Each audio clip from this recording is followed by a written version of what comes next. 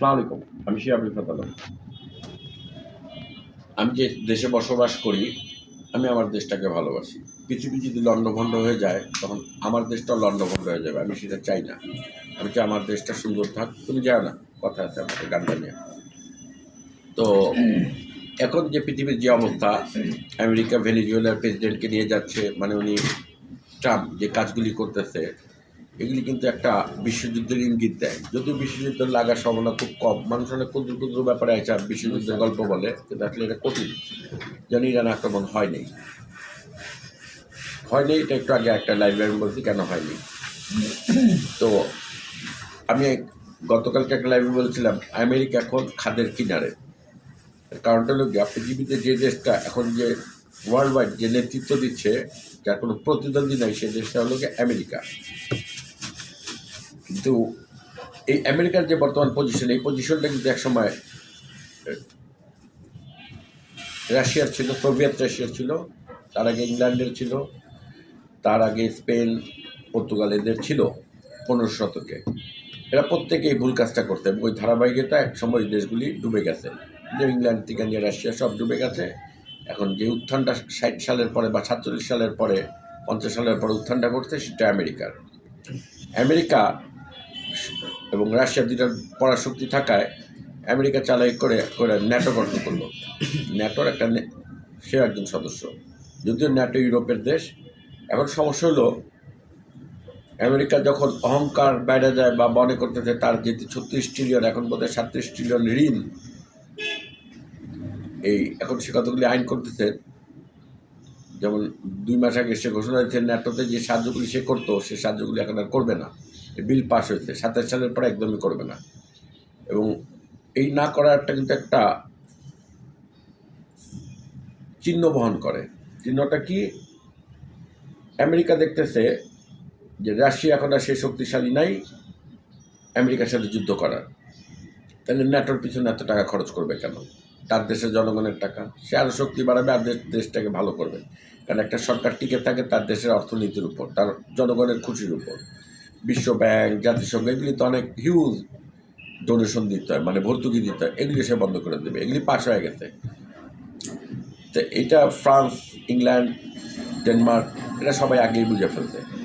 তো তারাও কিন্তু তাদের মতো বুদ্ধি জিও পলিটিক্স হিসেবে, মানে কে কোন অর্থে কী কথাটা বলে সেটা তারা বুঝে নেয়।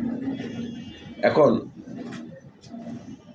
গ্রিনল্যান্ড দখল করতে চায় আমেরিকা। ওইটা একটা বরফ আচ্ছাদিত দেশ, যে দেশটা $500 মিলিয়ন প্রতি বছর সাহায্য দেয়, 50,000 লোকের দেশ, একটা সরকার চলে। কিন্তু সরকার সবসময় গ্রিনল্যান্ডের ডেনমার্ককেই মানে। ডেনমার্কের বৈদেশিক নীতি, পররাষ্ট্র নীতি, আন্তর্জাতিক চুক্তি ডেনমার্কের সাথে কথা বলেই করে। ডেনমার্ক 47 সালের আগে বা পরে একটা চুক্তি করছিল যে ওরা সামরিক একটা ক্যাম্প বসাইতে পারবে। তখন আমেরিকা ওই এই গ্রিনল্যান্ডটাকে কিনে নিতে চাইছিল। তখনকার অর্থে 10-20 বিলিয়ন বা $100 মিলিয়ন, যেটা এখন দাঁড়াইছে $20-30 বিলিয়ন। ডেনমার্ক ওটা বিক্রি করে নাই, আর আমেরিকা ওটা বাধা দিয়েছিল। কারণ তখন তারা আলাস্কা কিনেছিল, যখন আলাস্কা থেকে তারা কোনো লাভ হয় না, রাশিয়া থেকে কিনছিল আলাস্কা, তারা আর মাথা কামায়নি। কিন্তু এই মুহূর্তে আমেরিকা মনে করতেছে চীন একটা শক্তি দাঁড়াচ্ছে, এবং 14 সালের পর রাশিয়াও একটা শক্তি অর্জন করছে, ভারতও একদিক দিয়ে একটা শক্তি অর্জন করছে। তারা তিনটা মিলে আবার একটা জোটও গঠন করছে। কিন্তু তাদের গ্রিনল্যান্ডটা দরকার।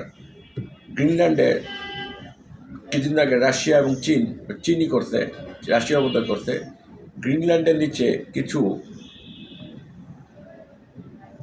খনিজ আছে, আর্থ মিনারেল বলে এটাকে, যেই খনিজগুলি সাধারণত সব দেশে থাকে না বা খুব রেয়ার আর্থ মিনারেল।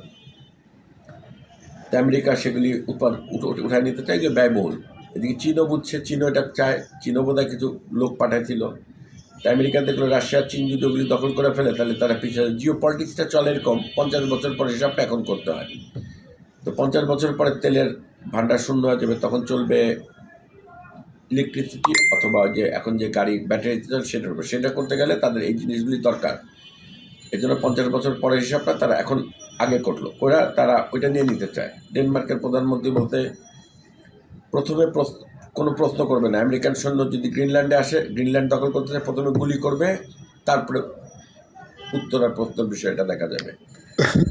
তা আমেরিকার মুখের উপরে কথাটা বলে দেওয়া তো ভীষণ হয়ে গেল। তা আমেরিকাও ন্যাটোর বিরুদ্ধে অনেক কথা বললো, আমি থাকবো না ন্যাটো আমার দরকার নেই, কারণ তার আসলেও ন্যাটোর দরকার নেই, এটা সত্যি কথা।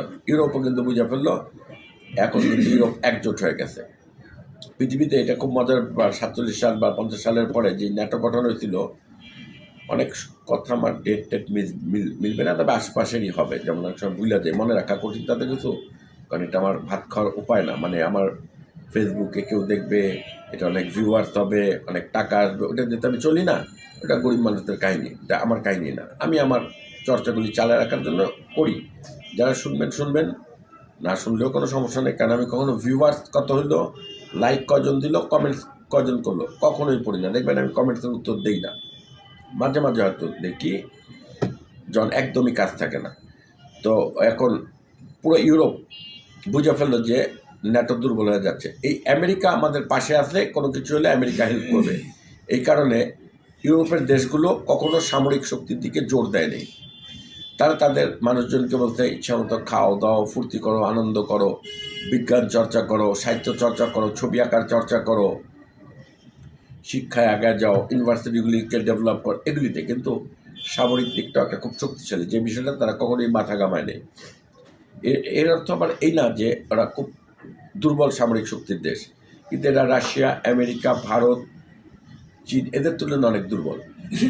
ইউরোপের সকল দেশের সামরিক শক্তি যদি এক করা হয়, আমি একটা ছোট্ট উদাহরণ দিয়ে বোঝা দিই, ইউরোপের যতগুলি দেশ আছে সবগুলি দেশের সামরিক শক্তি যদি এক করা হয়, সেটা আমেরিকা সমান হবে না।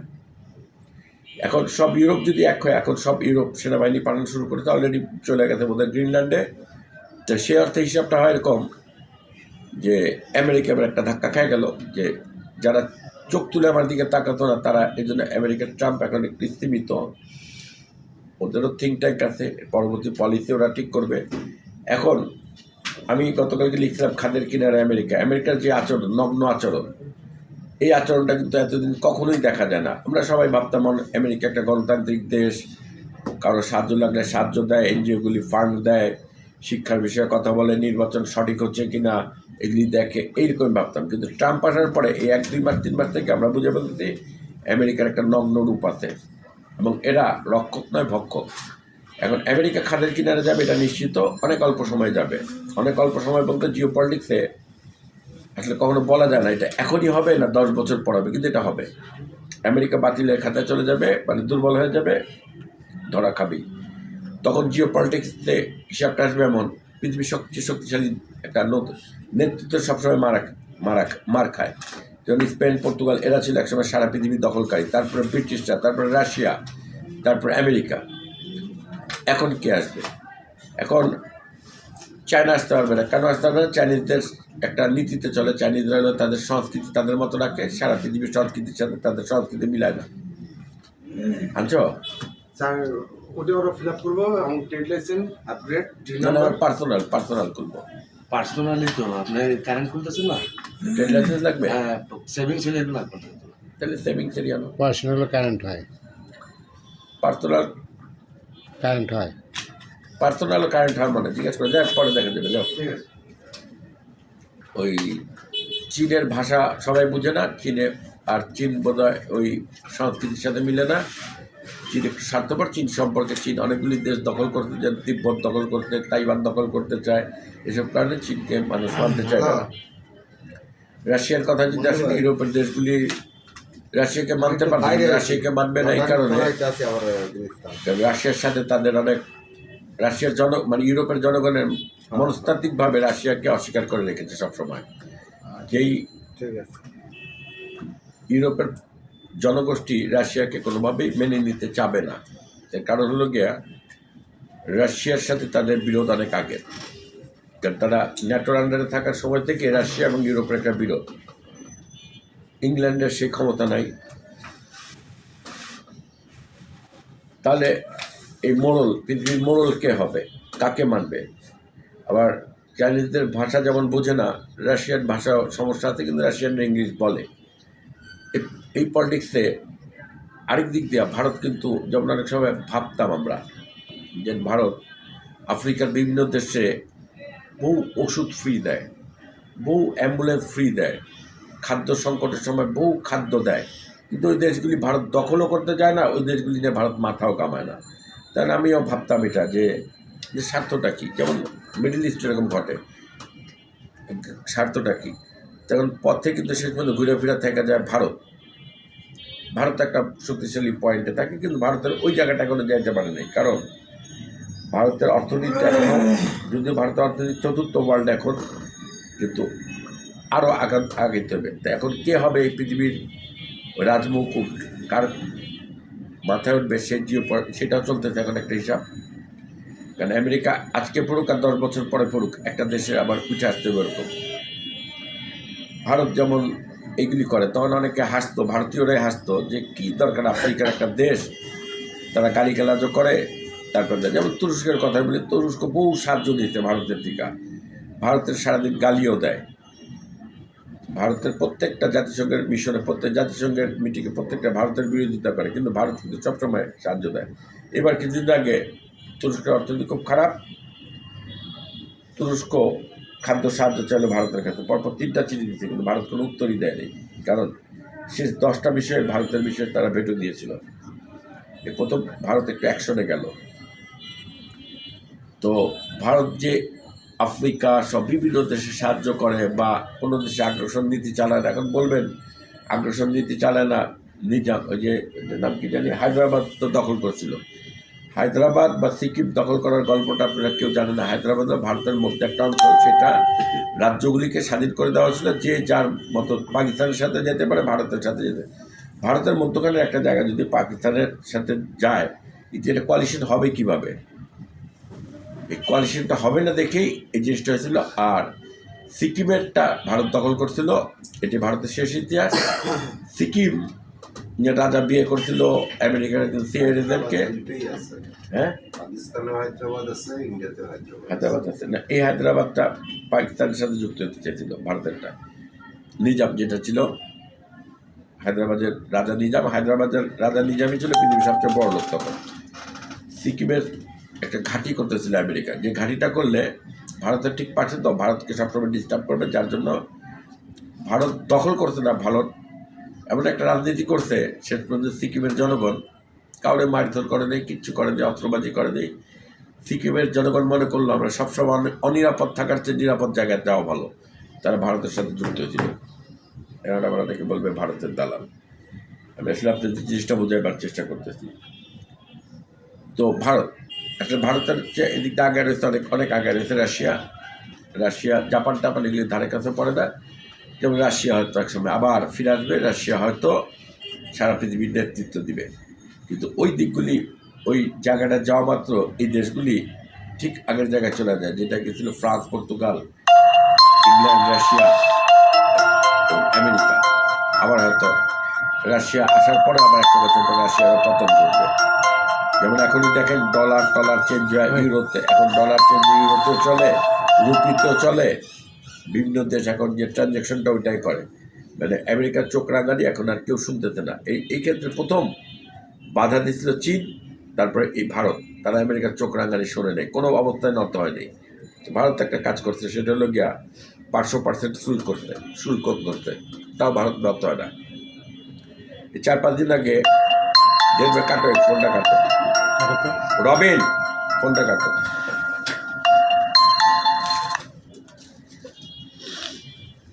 যখন ডেনমার্কে ঘোষণা দিল ইউরোপ এক হয়ে গেল, মানে ন্যাটো ভেঙে যাবে, তখন আমেরিকা তাদের উপর সম্ভবত 10% শুল্ক আরোপ করলো। ইউরোপের পণ্য আমেরিকা যেতে গেলে 10%, এবং বললো 4 মাস সময় দিলাম, এই 4 মাসের মধ্যে যদি না মানেন, ইউরোপ যদি সোজা না হয়, তাহলে 25% করবে, তারপরে কী হবে জানে না, এটা ক্লিয়ার ঘোষণা দিয়ে দিচ্ছে। এগুলি হলো একটা রাষ্ট্রের পতনের জন্য অনেক বড় ব্যাপার। কারণ ইউরোপ যদি এক হয়ে যায় এবং কারোর সাথে রাশিয়ার সাথে চলে যায়, আমেরিকা একদিনে সেদিন মার খেয়ে যাবে। আর রাশিয়ার সাথে চীন আর ভারত তো আছে, তার আমেরিকার কোনো পজিশনই থাকে না। তো এই হলো জিও পলিটিক্স চলতেছে। জিও পলিটিক্স আসলে কখন কী ঘটবে সেটা বলা যায় না, তবে যারা এটা চর্চা করে, মানে পড়ালেখা করে উপরে, তারা কিন্তু একটা হিসাব ঠিকই জানে, এবং তারা কিন্তু হিসাবটা নিশ্চিতভাবে বলতে পারে না, সময়ের একটা ব্যাপার থাকে। ধন্যবাদ সবাইকে।